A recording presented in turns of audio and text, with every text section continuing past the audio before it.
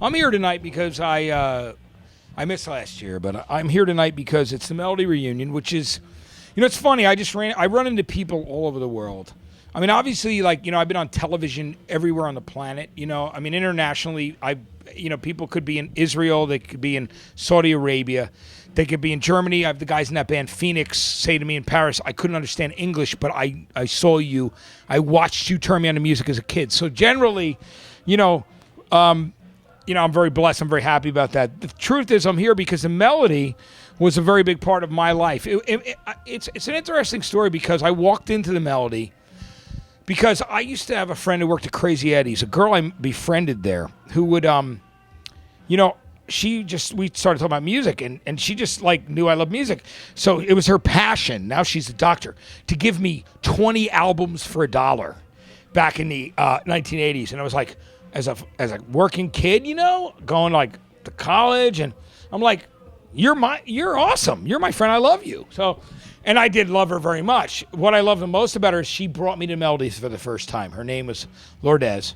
She's a doctor now. I think she has kids, lives in Connecticut. But what I love the most about her was Crazy Eddie's. Their prices were insane because every record was 20 cents, even the $20 ones. It was wonderful. But one night she's like, you got to come see this guy, Tony Shanahan, who likes band. And Tony Shanahan, the name sounded familiar because my mom and dad were Irish and English, would always buy Irish soda bread from a bakery in Milltown, New Jersey. And they would go there and get it from Tony's Bakery. So I walk in that night, and there's a band playing called the Boogles. And the music's okay. But we were just having a good time. And then we were hanging out drinking. And I said to the owners, Cal and Steve, I said, you guys could really use some cool music in here, man. So I offered to make these tapes that were, it would be like all the new wave and punk rock. It would also be 70s glam like T-Rex, Bowie, Mott the Hoople, Lou Reed. It would be like, 60s stuff like Psychotic Reaction and the Yardbirds, Over, Under, Sideways, Down. And I make these crazy cool mixes because they were only playing Motown because that's kind of what they were into, whatever. I started playing that stuff, and man, all of a sudden it was like everybody was digging my tapes. It's what people were loving. And it really started to compound the business. It started, and I don't give a shit. I'll take credit for it because fuck yeah. It compounded the business. So I was DJing at Todd's, which was over there in another not so desirable part of town, and I was DJing at Charlie's Uncle. On Tuesday nights, it was Matt Pinfield's New Wave night and Punk night. And Wednesday to Sunday was Richie Zambora and Friends, the guy from Bon Jovi. Before he was playing in Bon Jovi, playing Billy Joel and Beatles covers. And the owners of Melody came over after they had heard my cassette mixes, and they said, man, you're drawing 500 people in a lounge of a bar. Why don't you bring your turntables here? So it's the greatest story ever. We put our turntables on the cutting board in the kitchen at the Melody. And you know what? I loved the Melody had an unbelievable magic. That's how I got started there. But I want to say that in all honesty, it was my home for a very long time. I loved it. It was a place I spent 3 nights a week, entertaining people with music. But it was not just a bar or not just a club. It was very much a lifestyle. And I attribute that to New Brunswick itself, too, at the time. But I don't think all the places had a staying power like Melody or Court Tavern. They had their own personalities.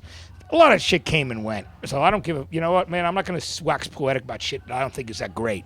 But the Melody and the Court were cool. They were great. They were great because they housed their own thing. And the truth is... The Melody was very, very special. And you know what? I love the owners, Cal and Steve. They fell out. That's why they locked the doors. They didn't want to pay for the liquor license insurance. But you know what? I mean, I had a baby when, I was struggling. And I was working at a Jersey Shore radio station doing weekends and overnights and a car breaking down on Route 18 before cell phones, like digging myself out of snow fucking banks. You know what?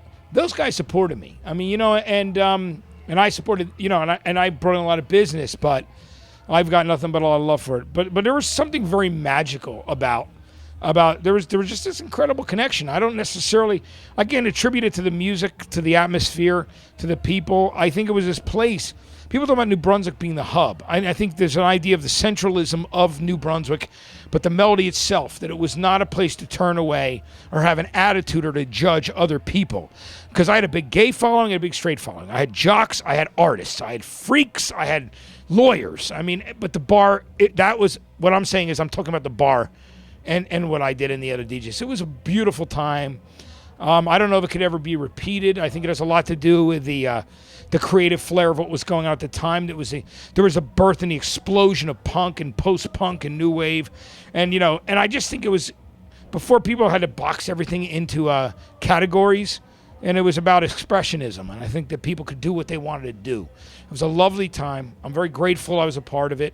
I don't ever discount that it has so much to do with who I am today, because it does. I love it. I love the melody. I showed up this year, and I'm batting 500 now. So I've been at 2 reunions.